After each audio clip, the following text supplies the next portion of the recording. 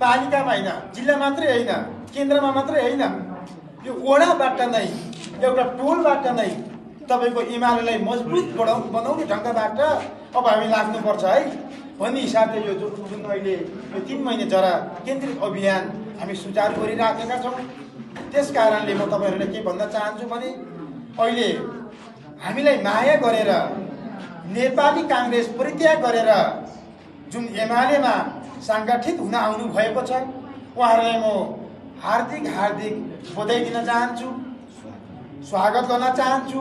किनभने उहाँहरूको जुन समस्या छ, जुन गाउँको विकास छ, त्यो विकासको पूरा गर्नलाई, त्यो विकास पूरा गर्नको निमित्त मैले अघि नै बोलिसकेको छु। तपाईहरुलाई के समस्या छ त्यो समस्याको समाधान गर्न तपाईहरुले यो भन्दा अगाडि मलाई निर्वाचित गरेर पठाउनु भएको छ। म त्यसको जिम्मेदार बन्ने छु र जिम्मेदार रहने छु। यो भन्दा अगाडि धेरै जनाले एकले अर्कालाई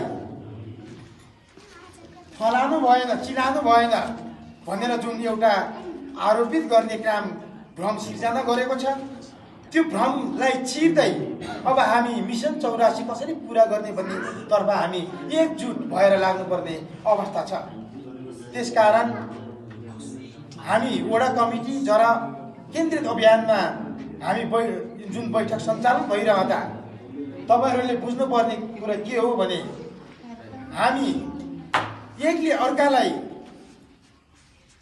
आरोप नलगाइकन हामी हातेमालो गरेर अगाडि बढ्छौं र मिशन 84 पूरा गर्छौं भन्ने हामी अभियानमा लाग्नुपर्ने हुन्छ।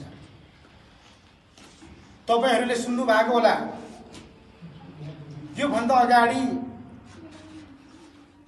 जनार्दन ढकालले पार्टी छोड्यो।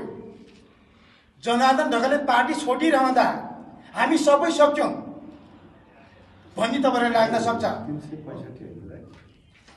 तर जनार्दन ढकालले पार्टी छोड्दैन र छोड्न पनि सक्दैन। किनभने हामी एकजुट भएर अगाडि बढ्छौं। जनार्दन ढकालले पार्टी छोड्दा त के, कुनै पनि व्यक्तिले पार्टी छोड्दा हामी एमालेबाट विचलित भएर हामी हिँड्दैनौं। हामी एमालेमा समर्पित भएर जुन यो वर्षसम्म धेरै वर्षको लगात हामीमा छ, हामी त्यो ढङ्गबाट अगाडि